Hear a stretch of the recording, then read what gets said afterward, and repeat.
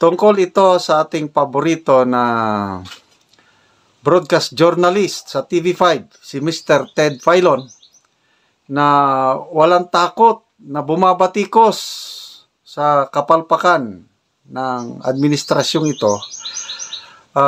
Puno ng pagmamahal ang kanyang programa, ang inaalala niya palagi ang kapakanan ng mas nakakarami. Ito may announcement na huminto muna siya sa kanyang programa. Nagpapahinga lang daw. Totoo kaya na nagpapahinga o may banta sa kanyang buhay? Tanong lang naman, pag-aalala.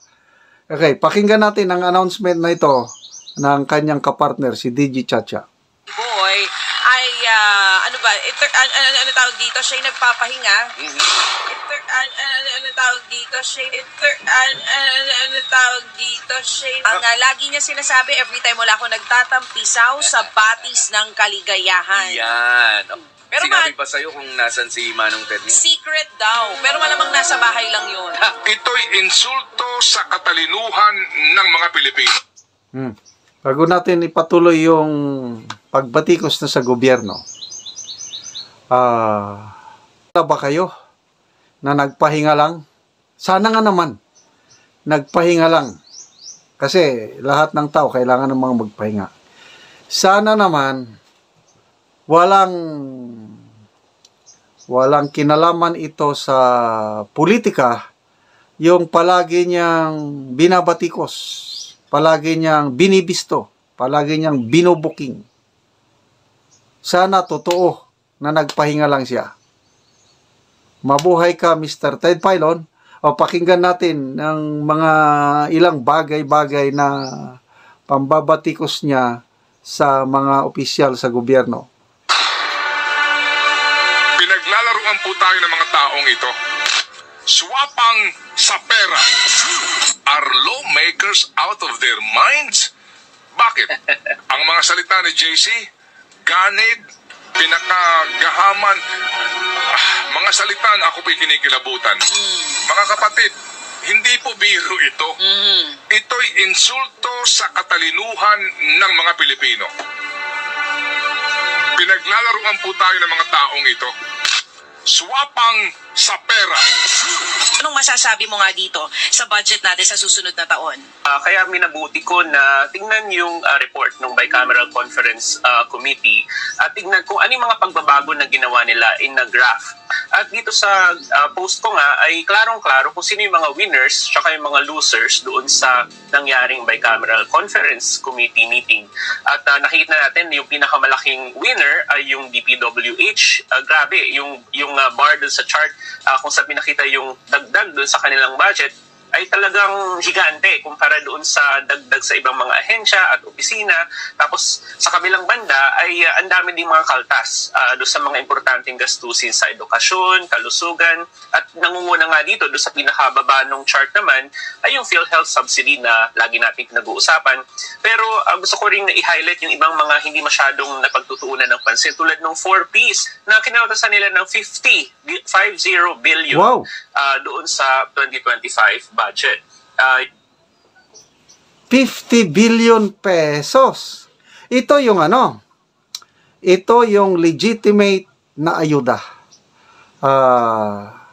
Palagi ako sa mga kabundukan, sa mga IP communities, talagang hirap na hirap ang buhay at may mga beneficiaries ng 4Ps, although hindi pa sila lahat. Hindi sabay-sabay na na-enroll. Marami pang naghihintay na ma-enroll bilang beneficiaries ng 4Ps. Bakit kung talaga itong sinasabi kung totoo itong sinasabi ni Speaker Martin Romualdez na kailangan ng ayuda, ayuda is justice, bakit kinaltasan ng 50 billion pesos ang 4Ps na sigurado ang mga naka-enroll dyan, karamihan ay talagang nangangailangan? Yan ang tanong. Bakit naglaan ng 26 billion sa AKAP na ang mga AKAP alanganin. Paniniwala ng karamihan ng AKAP ay gagamitin para sa politika. So grabe no? 50 billion pesos kinaltas sa 4-piece. Anong mangyayari sa mga indigent families na umaasa sa 4-piece? Yung pension and gratuity fund na pinagkukunan din ng pension para sa mga retiradong kawani ng gobyerno at yung military and uniform personnel ay nabawasan din. Tapos si Department of Health, Transportation, CHED, Agriculture, DOLE, and yung DepEd nga, yung kanilang computerization program. Based dito sa pag-aanalisa mo, kung ganito ba parang simula nang umupo ang Pangulong Marcos, patuloy na nadadagdagan yung DPWH budget at patuloy din namang nababawasan yung ibang mga ahensya na mas kailangan sana ng mga Pilipino?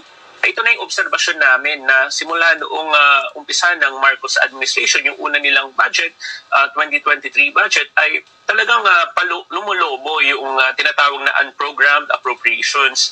At napansin namin na marami sa mga... Yan. Last year, if my memory serves me right, mga 800 billion ang paglubo ng unprogrammed. Yan po ang tatak Marcos administration. Unprogrammed, lobong-lobo. Yun na po ang tinatawag ngayon na pork barrel. Yan ang obserbasyon ni dating Senador Franklin Drilon. Bumalik na ang pork barrel in the form of unprogrammed funds. Big-ticket infrastructure projects, kabilang yung Metro Manila Subway na ngayon ay tinatayo na yung ilang mga istasyon, ay nilagay ba naman doon sa unprogrammed appropriation. So in other words, ay hindi pinondohan at mapupondohan lang siya kung merong sobrang pera yung gobyerno. So ano yung implikasyon nito sa ordinaryong tao? Imbis na yung traffic ay masolusyonan, ay marami sa mga trend sana na magsosolusyon sa traffic ay matatagalan pa. Alam natin itong kasalukuyang budget, practically wala ngang alokasyon, no? Pati nga sa flood control wala yung sa Metro Manila. Pati sa 2025 wala din siya, o meron naman pero hindi napasama dito itong sa railway system natin. Yes, napakahaba nung listahan ng mga infrastructure projects na inilagay doon sa unprogrammed appropriation. Kabilang yung Metro Manila Subway, yung MRT3 rehabilitation, yung sa EDSA, yung North-South Commuter Railway na sana ay magdudugtong sa Clark hanggang sa Laguna, ay nakabinbin din yan. At kabilang napakarami pang mga ports, airports, at iba pang mga infrastructure projects. Ito nga yung kakaiba Manong Ted, kasi di ba pinagmamalaki yung Build Better More, kung saan trilyong piso daw ang gagastusin ng Marcos administration para sa infrastructure projects, sa mga tren, airport, etc. Pero nilagay sa unprogrammed appropriations at ito ay nangyari na rin last year, by the way. So kung unprogrammed po, walang pundo. Dapat sana yung mga priority projects na yon, kagaya ng panahon ni PRRD, build. Talagang kaliwat kanan ng mga kalsada, tulay, infrastruktura, may pundo. Ito naman, hanggang salita lang, hanggang BBM. Ano yung BBM? Build Better More. Ang Build Better More na unprogram, walang pundo yung mga railway projects, mga airports. Ay, nako. May mga ilang opisyal na ng gobyerno, napaamin sila, nadulas yung dila nila na inamin nila na madedelay ang marami sa mga proyekto na ito. So, ibig sabihin yung traffic ay tiis-tiis lang talaga muna. Okay. So, itong mga trabaho ng gobyerno, no? Pati nga sa flood control project nga, hindi natuloy yung 20 na mga pumping stations because of the flood right-of-way issue na dapat nga pinopondohan ng DPWH. So sabi naman ni Ginoong Bonoan, wala nga kasi hindi na pondohan. So dito ngayon, malamang itong mga proyektong ito na pang mass transportation, matetenga ito. Ito ang magiging resulta nito, JC. Tumpak yun, Manong Ted. Pero itong paglalagay sa unprogrammed appropriations, hindi siya nakakatulong, nakakasama siya at lalo pa siyang magpapatagal sa mga proyekto. Nakatwiran ng mga dumidepensa sa budget na ito, na hindi totoo na mas malaki ang DPWH kumpara sa DepEd kasi meron pang ilang agencies na kapag kinuwenta mo ay para din sa edukasyon. May nag-compute daw na kapag ipagsama mo yung DepEd, CHED, SUCs, TESDA, at iba pang mga ahensya na hindi naman talaga edukasyon o hindi sakop sa sektor ng edukasyon. Halimbawa, yung Philippine Military Academy, sinama nila dun sa computation nila. Philippine Public Safety College, PNP Academy, Local Government Academy. So kumbaga parang desperado sila na palabasin na yung total sa edukasyon ay mas malaki para sa DPWH. Or kung ano-ano nang isinama nila. At pag pinagsama lahat ng yun, ay maliit lang yung lagpas niya doon sa total DPWH budget. Aba, ang haba na ng listahan. So, desperado. Desperado. Desperado nga to justify, no, na mas mataas pa rin ang education budget. Ito ay attempt ng mga politiko na talagang isingit yung kanilang mga port projects doon sa ahensya na DPWH.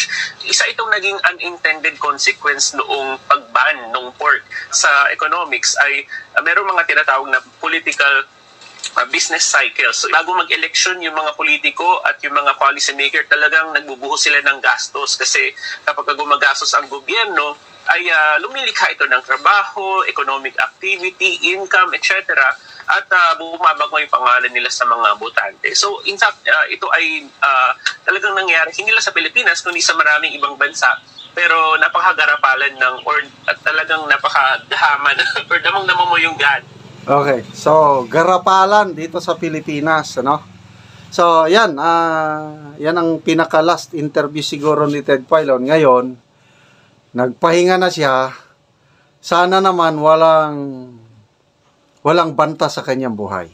So, let's pray for Mr. Ted Filon na makapagpahinga siya ng tuluyan, maka-regenerate. At hopefully next year, maririnig ulit natin ang boses niya sa kahanginan.